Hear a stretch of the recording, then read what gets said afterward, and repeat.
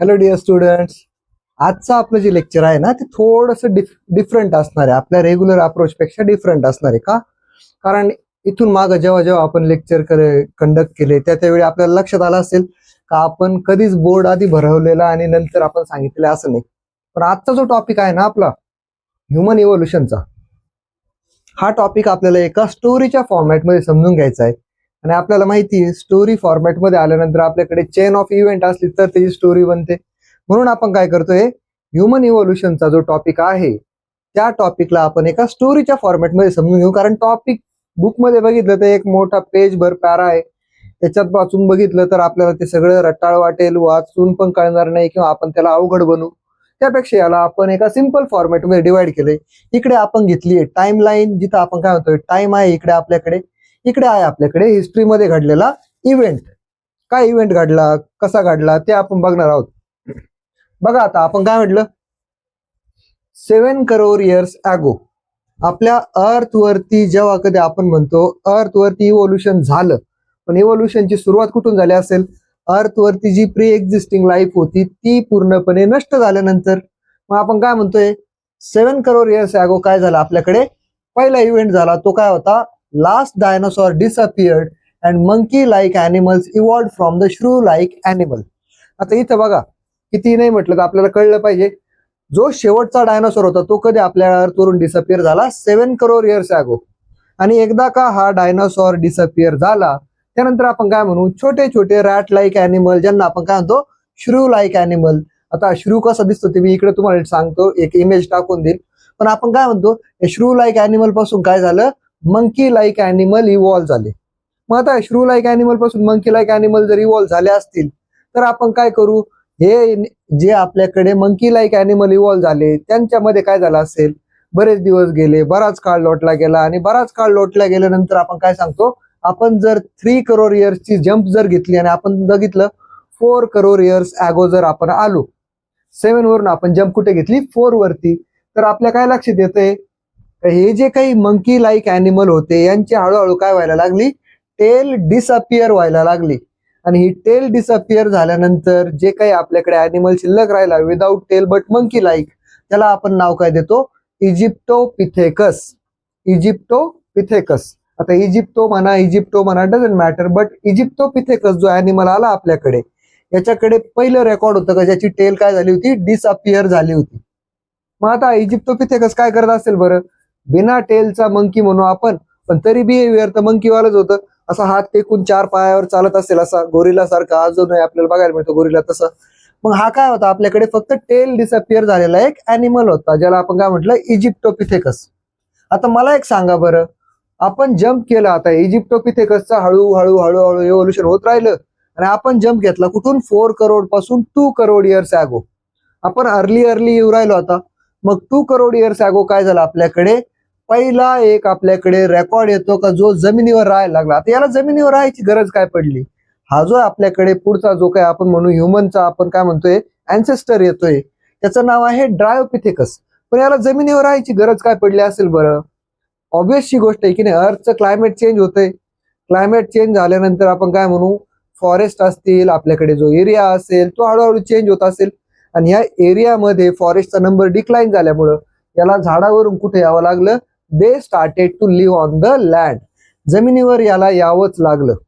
मग आपण काय सांगतोय बघा, आपल्याकडे हा जो ड्रायोपिथेकस होता ना, याला आपण काय म्हटलं जातं, हा असा हाताच्या अशा मुठी बनवून त्या अशा जमिनीवर टेकून चालायचा. म्हणून ह्या ॲनिमलला पण आपण काय म्हणतो, they were also called as नक्कल वॉकर्स. नक्कल कशाला म्हणतो आपण, हे जे आपले हाताचा हा जो भाग आहे याला आपण काय म्हणतो, नकल टेकून चालायचे म्हणून त्यांना काय म्हटलं जातं, नकल वॉकर्स. मग आता आपण आपल्या टाइमलाईन मध्ये थोडंसं पुढे येऊ. काय म्हटलं आपण, 1 करोड इयर्स ॲगो. आता 1 करोड इयर्स ॲगो आपण काय सांगतोय, 1 करोड वर्षापूर्वी जर आपण आलो तर काय झालं आपल्याकडे, फर्स्ट ह्युमन लाईक एपचं रेकॉर्ड सापडतं आणि त्या ह्युमन लाईक एपला आपण नाव दिलं रामापिथेकस. आता हा रामापिथेकस नावावरून काही जाऊ नका, 1 करोड इयर म्हणजे खूप जुना काळ आहे. पण ह्या रामापिथेकसच्या बाबतीत आपण काय सांगतो, याचे जे काही फॉसिल्स असतील, याचे फॉसिल आपल्याला कुठं कुठं बघायला मिळतात, आफ्रिकेमध्ये बघायला मिळाले, इंडियामध्ये बघायला मिळाले, चायनामध्ये पण बघायला मिळाले आणि इंडियामध्ये एका पर्टिक्युलर रिजन मध्ये बघायला मिळाले. कुठं, आपल्याकडे ज्या काही शिवालिक पर्वतरांगा आहेत, ज्याला आपण शिवालिक माउंटन रेंज म्हणतो, त्याच्या आसपास याचे काय मिळाले, फॉसिल मिळाले. म्हणून ह्या मंकीला अजून एक नाव देण्यात आलं, किंवा ह्या ह्युमन लाईक अॅनिमलला अजून एक नाव देण्यात आलं. या रामापिथेकसचा अल्टरनेटिव्ह नेम काय आपल्याकडे, this monkey is also called as Sivapithecus, because Shivalik mountain range जवळ सापडला म्हणून शिवापिथेकस. पुढे जाऊयात आपण. आता आपण जम्प करतोय कुठून, 1 करोड, म्हणजे आता करोडोची जम्प संपली आपली. आता कुठे येतोय आपण, 40 लाख इयर्स ॲगो, 40 लाख वर्षापूर्वी काय झालं होतं. मग 40 लाख इयर्स ॲगो आपल्याकडे काय झालं होतं, साऊथ आफ्रिका कंट्रीमध्ये, किंवा आपण असं म्हणू साऊथ आफ्रिका कॉन्टिनेंटवरती आपल्याकडे एक एप डेव्हलप होत होता, जो आपण काय म्हणू, ह्युमन लाईक तर होताच होता, पण काय म्हणतो आपण, रामापिथेकस पेक्षाही थोडासा ऍडव्हान्स असेल. त्याला आपण काय म्हणतो, ऑस्ट्रॅलोपिथेकस. आता नाव जरी ऑस्ट्रॅलो असलं तर याचा आणि ऑस्ट्रेलियाचा काही संबंध नाही. हा कोण आहे, एप ऑफ साऊथ आफ्रिका. मग ह्या एपच्या बाबतीत झालं काय बरं, बघा आता आपण किती नाही म्हटलं तर काय सांगतोय बरं, हा जो एप होता साऊथ आफ्रिकाचा, साऊथ आफ्रिकन एप म्हणतो आपण त्याला, तर ह्या एपच्या बाबतीत काय झालं, याची क्रॅनियल कॅपॅसिटी वाढत गेली, याचा जो ब्रेन होता त्याची डेव्हलपमेंट होत गेली, आणि किती नाही म्हटलं तर याच्यामध्ये इंटेलिजन्स हळूहळू डेव्हलप व्हायला लागला. आपण आतापर्यंत जेवढे बघितले ते सगळे मंकी कॅटेगरीचे होते, पण हा जो आपल्याकडे आहे एप ऑफ साऊथ आफ्रिका, ज्याला आपण ऑस्ट्रॅलोपिथेकस म्हणतो, याच्या बाबतीत आपण काय सांगतो, याचा ब्रेन हळूहळू डेव्हलप व्हायला लागला आणि याच्यामध्ये काय आली, इंटेलिजन्स यायला लागली. मग आपण परत जम्प करतोय पुढच्या टाइम वरती, कुठं, 20 लाख इयर्स ॲगो, 20 लाख वर्षापूर्वी काय झालं होतं, आपण तो इव्हेंट डिस्कस करतोय. आपण काय सांगतोय, हा आपल्या सगळ्यांचा काय म्हणतो, एक असा अँसेस्टर असला पाहिजे का ज्याला आपण सगळ्यांनी आपण त्याचं नाव रिस्पेक्टफुली घेतलं पाहिजे, जस्ट बिकॉज होमो हॅबिलिस. आता होमो काय आहे बरं, आपल्याला माहिती ह्युमन बिंगचं सायंटिफिक नेम काय, होमो सेपियन्स. आपलं नाव काय, homo sapien sapien. But homo शब्द काय आहे, ह्युमन लाईक जीनोमला बिलॉंग करतो, म्हणून आपण त्याचं नाव काय दिलं, होमो हॅबिलिस. माणसासारखा असणारा, पहिला ह्युमन बिंग सारखा असणारा आपण अँसेस्टर म्हणू, होमो हॅबिलिस. आणि याला का असं म्हणतो आपण, आजच्या मॉडर्न मॅनचा क्लोजेस्ट अँसेस्टर का म्हणतो आपण त्याला, because this human was skilled human. Skilled human म्हणजे काय बरं, हा स्वतःच्या ब्रेनचा वापर करायला लागला, हंटिंगसाठी हत्यार बनवायला लागला. मग त्यावेळी तर आपल्याकडे मेटल वगैरे डिस्कवर झालेले नव्हते. हंटिंगसाठी याने काय वापरलं, सिम्पली स्टोनचे काय करायचा, छोटे छोटे ॲरोज बनवायचा, आणि त्या ॲरोजचा वापर करून काय करायचा, शिकार करायचा. म्हणून आपण त्याला काय म्हटलं, स्किल्ड ह्युमन डेव्हलप्ड. पुढे जाऊ आपण, थोडीशी जम्प घेऊ, छोटा जम्प घेऊ आपण आता 5 लाख इयर्सचा. 20 वरून आपण आलो 15 लाख इयर्स ॲगो. काय झालं आपल्याकडे, हळूहळू बघा आता, इथून आपण बघितलं कुठून, ऑस्ट्रॅलोपिथेकस पासून हॅबिलिस पर्यंत. आपण काय म्हटलं होतं, एक पॅटर्न स्टडी केला आपण, याच्यात काय लक्षात आलं आपल्या, हॅबिलिस जर स्किल्ड ह्युमन होता तर ऑब्व्हियसली तो सरळ चालायला पाहिजे होता की नाही. तर आपल्याकडे जे काही आपला ऑस्ट्रॅलोपिथेकस होता ना, तेव्हापासूनच ह्युमनचं काय झालं, आपण म्हटलं होतं याला काय, हा जो काय आपल्याकडे ऑस्ट्रॅलोपिथेकस होता किंवा ड्रायोपिथेकस नंतरचे जेवढे होते हे जमिनीवर राहत होते. आणि जमिनीवर आपल्याला माहिती, जिथं रेनफॉल भरपूर होतो अशा ठिकाणी काय होत असेल, ग्रासलँड पण खूप उंच उंच वाढत असेल.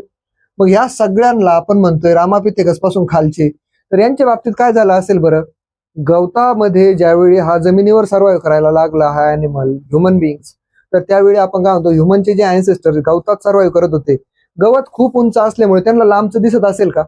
मग त्यांनी काय केलं बरं, स्वतःचा पोस्चर सरळ करून पुढे बघण्याचा ट्राय केला. आणि सरळ पोस्चर करायच्या नादात काय म्हणतो आपण, त्यांचे पाठीचे जे काही लोअर बोन्स असतात आपल्या व्हर्टिब्रा मधले, त्यांना आपण म्हणतो लुंबार बोन्स. तर हे लुंबार बोन काय झाले, यांचे डेव्हलप व्हायला सुरुवात झाली. आणि म्हणून आपण काय सांगतोय, हे सगळे जे आपल्याकडे ड्रायोपिथेकस नंतर आले, हे हळूहळू करून काय झाले, सरळ उभं राहायला शिकत चालले म्हटलं आपण, सरळ उभे राहत होते असं नाही. बट 15 लाख इयर्स ॲगो आपल्याकडे ह्युमन लाईक ॲनिमल्स, किंवा आपण काय म्हणू ह्युमन लाईक ऑर्गॅनिझमची आपल्याकडे एक स्पीसीज येते, तिचं नाव आपल्या ह्युमन फॅमिलीचं आहे, होमो इरेक्टस. इरेक्ट कशाला म्हणतो आपण, एखादी गोष्ट सरळ उभी असेल तिला काय म्हणतो आपण, इरेक्ट. आणि हा ॲनिमल, हा जो आपला ह्युमन अँसेस्टर होता, ॲनिमल शब्द खूप वेळा येतो, ॲनिमल म्हणणं चुकीचं आहे, आपण अँसेस्टर वर्ड वापरू. हा ह्युमनचा अँसेस्टर जो होता homo erectus, he was the first human with erect posture. सरळ उभा राहणारा पहिला ह्युमन बिंग कोण होता आपल्याकडे, होमो इरेक्टस. मग आता आपण होमो इरेक्टस पर्यंत येऊन पोहोचलो. आता अजून थोडीशी जम्प करू आपण, 15 लाख वर्षापासून आपण कुठं जम्प करू, डायरेक्ट 1.5 ते 1 लाख वर्षापूर्वी. आता आपण खूप जवळ जवळ येतोय. आपल्या आत्ताच्या टाइमलाईन पेक्षा 1,00,000 वर्ष मागे जर गेलो आपण, तर आपल्याकडे एक नाव येतंय निअँडरथल मॅन. आता याला आपण प्रॉपर मॅन वर्ड वापरला आणि या निअँडरथल मॅनला आपण काय म्हणू, he was the first example of wise man. Example लिहिलंय आपण इथं, म्हणजेच काय, वाईज कोणाला म्हणतो आपण, ज्याला स्वतःची काळजी घ्यायला आवडतं, ज्याला ऑर्गनाइज होऊन राहायला आवडतं, त्याला काय म्हणतो आपण, वाईज मॅन. आपल्याकडे जो काही आपला निअँडरथल मॅन होता तो कोण होता, आपला फर्स्ट वाईज मॅन, ज्याला आपण काय म्हणतो मॅनर्स कळायला लागले, राहायचं कसं सगळं कळायला लागलं तो. त्यानंतर आपण थोडस बॅक गेलो अजून. आता आपण काय म्हणतोय 1.5 लाख किंवा 1,00,000 वर्षापासून आपण थोडंसं अजून आरले आलो. 50,000 वर्षापूर्वीची स्टोरी बघा. 50,000 इयर्स अगो काय होतं, आपल्याकडे आला क्रो मॅग्नॉन मॅन. आता क्रो मॅग्नॉन मॅन कोण होता, basically this was the example of human living in the caves. आणि सगळ्यात महत्वाचं, या human living in the cave जो होता आपल्याकडे क्रो मॅग्नॉन मॅन, याच्याच काळामध्ये काय झालं, यांनी काय केलं, हातावरती वगैरे झाडांचा वगैरे रंग लावून गुफेमध्ये कुठेतरी अशा पेंटिंग्स क्रिएट करायला ट्राय केला. तर तो आपल्याकडे क्रो मॅग्नॉन मॅन आला, ज्याला काय म्हणतो आपण कल्चर कळायला लागलं, पेंटिंग कळायला लागलं, चांगलं चुंगलं राहायला कळायला लागलं. आणि नंतर आपण आता अर्ली येऊ थोडस. 10,000 इयर्स अगो, 10,000 वर्षापूर्वी काय झालं, माणसाने ॲनिमल्स काय करायला लागला, कॅटल वगैरे रेअर करायला लागला. त्या कॅटलचा उपयोग करून ऍग्रिकल्चर करायला लागला. आणि ऍग्रिकल्चर कधी सुरू झाला आपल्याकडे, 10,000 इयर्स अगो. आता आपण स्टोरीमध्ये थोडंसं पुढे जर प्रोग्रेस केलं, थोडं अजून पुढे जाऊ आपण. काय म्हणतो आता 10,000 वर्षापूर्वी नाही तर 5,000 वर्षापूर्वी काय झालं, 5,000 years ago humans invented the art of writing.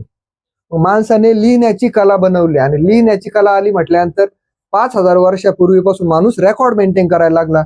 आणि तेव्हापासून हिस्ट्री हॅड बीन स्टार्टेड. जे काही डॉक्युमेंटेड रेकॉर्ड वगैरे असेल, हिस्ट्री असेल, ती कधीपासून लिहिणं सुरू केलं माणसाने, 5,000 इयर्स अगो. आता आपण याच्यात अजून एक जंप मारला. आता इथे जागा नाहीये, चिंता करू नका. एवढा वेळ तुम्ही लेक्चर बघितलं म्हटल्यानंतर आपल्याला माहिती, स्टोरी सारखंच ऐकत आलो आपण याला. शेवट मी तुम्हाला याची एक टाइमलाईनच्या 2 इमेजेस टाकून देईल, त्याच्यातून तुम्ही टाइमलाईन हवं तर लिहून काढू शकता. हे जास्त सोपं वाटत असलं तर ही पण लिहू शकता. मग आता आपण काय म्हटलं, आपण 400 इयर्स बॅक गेलो. आपण करोड पासून सुरू केलं आणि कुठं आलो, 400 इयर बॅक पर्यंत. 400 वर्षापूर्वी काय झालं आपल्याकडे, the development of modern sciences started. Modern sciences मध्ये कोण मग आपल्याकडे, गॅलिलिओ, न्यूटन, हे जे सायंटिस्ट होते आपल्याकडे, या सायंटिस्टने काय केलं, वेगवेगळे शोध लावायला सुरुवात केली आणि मॉडर्न सायन्सेस सुरू झाले 400 इयर्स अगो. आणि आता लास्टला आपण काय म्हणतोय, जर 400 ऐवजी आपण जम्प करून कुठं आलो, जस्ट 200 इयर बॅक, 200 वर्षापूर्वीचं जर बघितलं आपण, तर आपल्याकडे काय सुरू झालं, लोकांनी वेगवेगळ्या इंडस्ट्रीज टाकायला सुरुवात केली. इंडस्ट्रीमधून काय झालं, इन्कम सोर्स जनरेट केला. आणि आपण काय सांगतोय, जस्ट 200 इयर्स अगो आपण काय सुरू केलं, इंडस्ट्रियलायझेशन. आणि आज आपण बघतोय हळूहळू आपली प्रगती चालूच आहे. माणूस एकदम पक्षापेक्षाही जोराच्या वेगाने प्रगती करायला बघतोय. आपण किती नाही म्हटलं तर आपण स्वतःची प्रगती करायच्या नादात नेचरला कुठेतरी विसरत चाललो. आणि जसं आपलं इव्होल्युशन झालंय, आपण माकडापासून माणूस बनलोय, तसं वेळ नाही लागणार का आपल्याला पुन्हा जंगलात राहायची वेळ, आणि जंगल तर ठेवलं पाहिजे ना आपण. म्हणून आपण काय सांगतोय, it is our duty to protect the environment. Lesson पण मिळाला, टॉपिक पण संपला. टाइमलाईन मी तुमच्यासाठी लेक्चर एंड होईल तेव्हा टाकून देईल. टाइमलाईन मधून वाटलं तुम्ही लिहून घेऊ शकता. जर एखाद्याला वाटलं का नाही सर हे बेटर आहे, हँड रिटन आहे आणि असं लिहिल्याने आमचा स्टडी करायला पण सोपं जाईल, इकडे इयर आहे, इकडे इव्हेंट आहे, तर या पद्धतीने पण तुम्ही लिहू शकता. पेपरला याच्यावरती क्वेश्चन खूप रेअरली येतो. एमसीक्यूज वगैरे जर आले तर त्याच्यामध्ये आपल्याला विचारलं जाईल वाईज मॅन कोणाला म्हटलं जातं, किंवा आपण काय म्हणतोय, आपल्याला जर क्वेश्चन आला तर आपण असं म्हणू शकतो काय, स्किल्ड ह्युमन कोण होता, असे क्वेश्चन येतील याच्यावर. तर आपण काय केलं पाहिजे, टाइमलाईनला व्यवस्थित लिहिलं पाहिजे. आणि सगळ्यात महत्वाचं, पेपरला जर कधी असा क्वेश्चन तर येत नाही, एक्सप्लेन ह्युमन इव्होल्युशन आला पण तरी तुम्ही अशा फॉर्मॅटमध्ये लिहिलं तरी चालतं, किंवा थिअरॉटिकली सरळ सरळ पॅरा लिहायला सुरुवात केली तरी चालतं. आता राहतंय का आपल्याकडे, मी तुमच्यासाठी टाइमलाईन ते शेवट टाकून देईल, पण व्हिडिओच्या जस्ट खाली नावाखाली जस्ट लाईकचं बटन असेल, लाईक करत चला. सगळ्यात महत्वाचं, लाईक केल्याने काय होतं ना, तुम्हाला किती कळते किंवा किती जण अप्रिशिएट करतायत ते कळतं. दुसरी गोष्ट, चॅनलवर नवीन असाल तर चॅनलला सबस्क्राईब करा. आणि असेच आपली लेक्चर सिरीज आता सुरूच राहील रेग्युलर. तुमचं जे काय आता पुढचा जो चॅप्टर असेल आपल्याकडे, तो येईल आपला सायन्स फर्स्टचा periodic classification of elements. So त्याला जर बघायचं असेल तर चॅनलला सबस्क्राईब करा, लाईक करा व्हिडिओला आणि आपल्या मित्रमैत्रिणींपर्यंत, रिलेटिव्ह पर्यंत व्हिडिओला शेअर करा. होप सो याचा तुम्ही स्क्रीनशॉट घेऊन ठेवाल किंवा याला बघून लिहाल. मी बाजूला होतो आणि याला लिहून घ्या.